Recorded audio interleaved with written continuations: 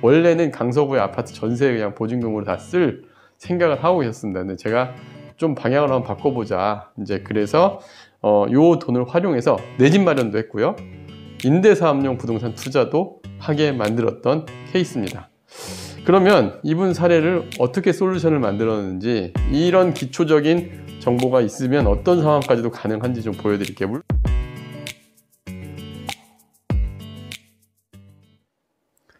안녕하세요. 월세고수TV의 최영식입니다.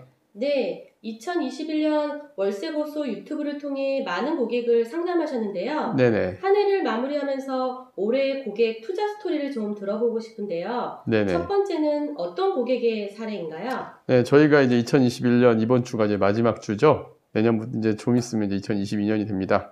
그래서 저희가 좀 기획적으로 올해 그래도 저희와 상담을 했던 분들이 어떤 식으로 상담이 됐고 그 다음에 어떤 결과가 나왔는지를 한번 리뷰를 해볼까 하는데요.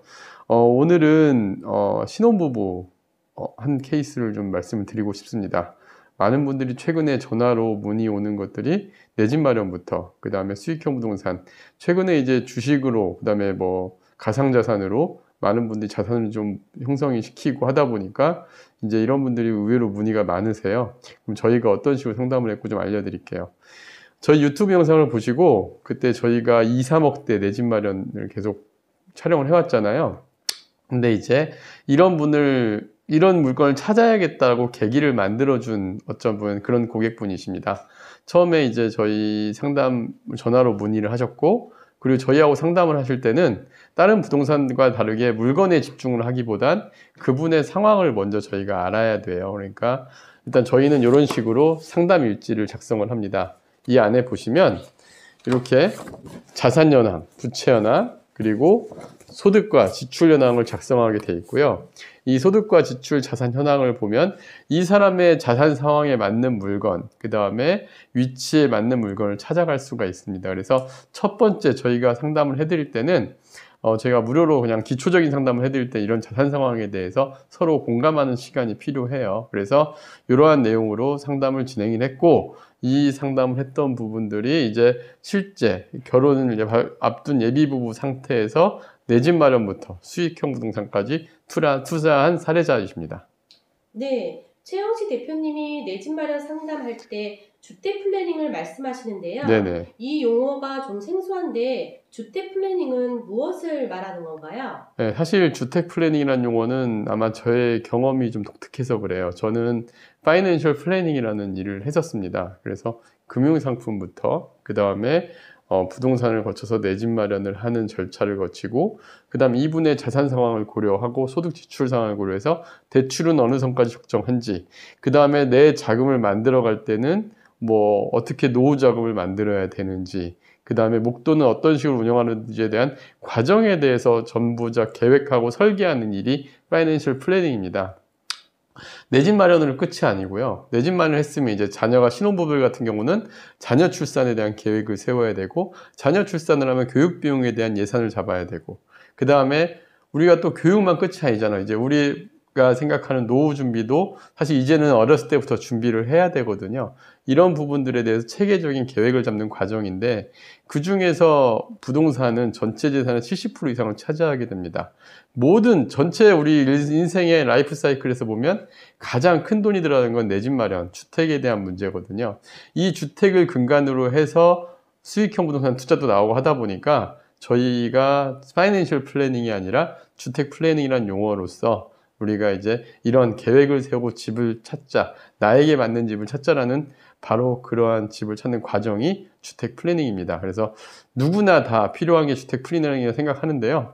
뭐 은퇴하신 분도 이 집을 팔고 그 돈을 활용해서 노후 준비를 하는 과정이 있다거나 그 다음에 신혼부부들은 내 집 마련부터 그 다음에 좀 이제 자녀들이 태어나서 큰 분들은 집을 늘려가는 상황이 생긴다거나 할 때도 역시 자금의 상황을 맞춰서 고려를 해야 되잖아요. 이런 부분들을 주택 플래닝이라고 보시면 될 것 같습니다. 네, 이 직장인 신혼부부가 내 집 한 채로 상가까지 투자하게 된 사례인데요. 네네. 이것이 어떻게 가능했나요? 네, 일단 한번 제가 저희 주택 플래닝이 어떤 식으로 이루어지는지 사례를 통해서 한번 설명을 드려볼게요. 일단은 저희 사무실에 내방을 하셨고 그리고 이제 결혼을 앞두고 오신, 제가 보기에 아주 체계적으로 잡아 가장 좋은 시기가 결혼을 앞둔 분들이 내 집 마련을 할 때부터 이제 가장 맞는 상황인데, 먼저 기본적인 상황을 말씀드릴게요. 일단 마곡에 직장인 분이시고요. 남편분이 되실 분은, 부인분이 되실 분은 강서구의 초등학교 교직원, 그래서 두 분 다 87년생으로 2020년 12월에 결혼을 하신 분들이에요. 근데 이분들이 2020년 이제 10월에 저희 사무실에 방문을 하셔서 어떤 상황을 고려를 하셨냐면, 2022년에 3년 사이에 출산도 예정인데 현재 갖고 있는 자산에서 내 집 마련을 할 수 있느냐부터 먼저 문의를 했습니다. 그럼 자산 상황 한번 볼까요? 자산은 마곡에 오피스텔에 그 남편 되실 분이 투룸에 전세로 거주하고 계셨어요. 전세가가 3억 원 보증금, 대출이 없이 이제 3억 원 보증금으로 전세 생활을 하고 계셨고, 그 다음에 이제 금융자산으로 남편분 되실 분이 7천만 원, 저축도 꾸준하게 잘 해오신 분이에요. 매월 소득액의 50% 이상을 저축을 계속 하셨던 분이고요.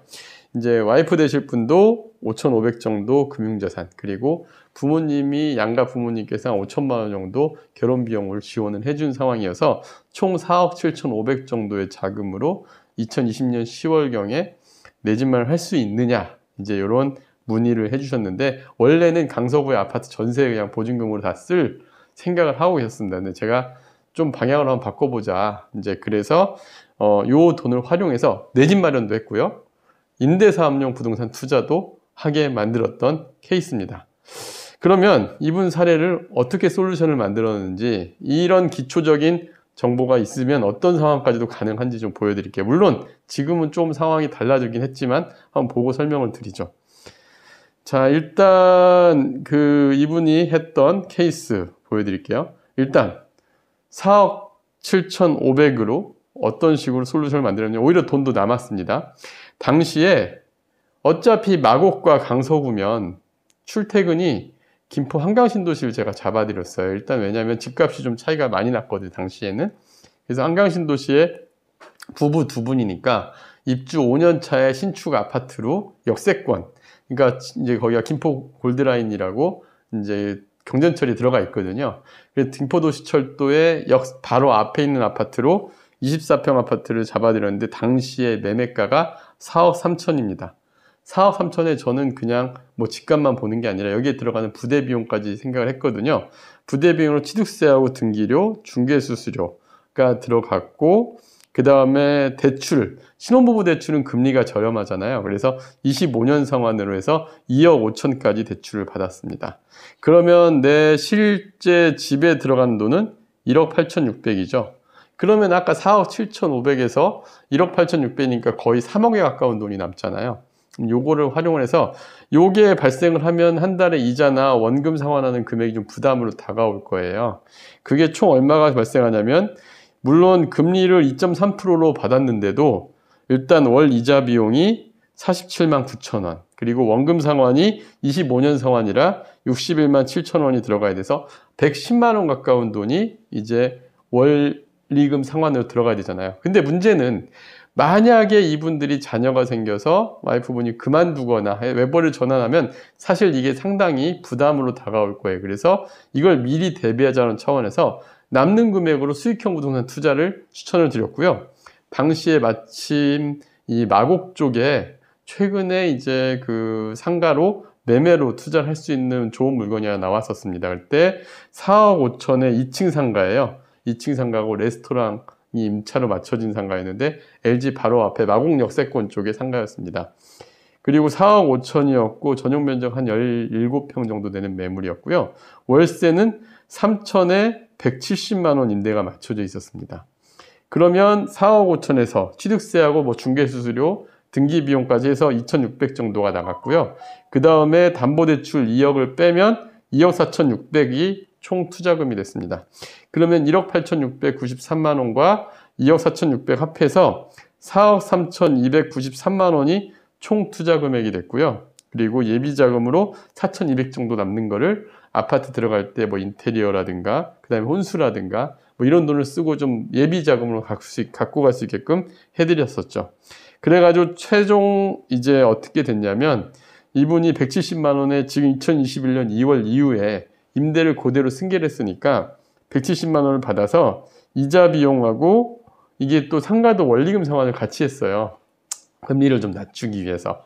이것도 역시 30만 원 정도의 원금 상환이 같이 들어가서 98만 3,334원이 매월 은행으로 빠져나갑니다. 그러면 이분은 170만 원에서 원리금 상환을 하면서 그냥 싹 빠져나가는 거예요. 그 대신 내가 따로 100만 원에 대한 뭐 이자 비용을 준비할 필요도 없고 월세를 받아서 정리가 되고, 심지어 원금 상환 한 달에 90만 원이 넘는 돈은 저축하고 똑같은 개념이죠. 그래서 매월 저축도 같이 하게 되는 그러한 순환 구조를 만들었습니다. 그래서 이게 신혼부부들도 충분히 이런 투자가 가능합니다. 저희가 최근에 2, 3억대 매물 찾는 것들 많이 보셨잖아요.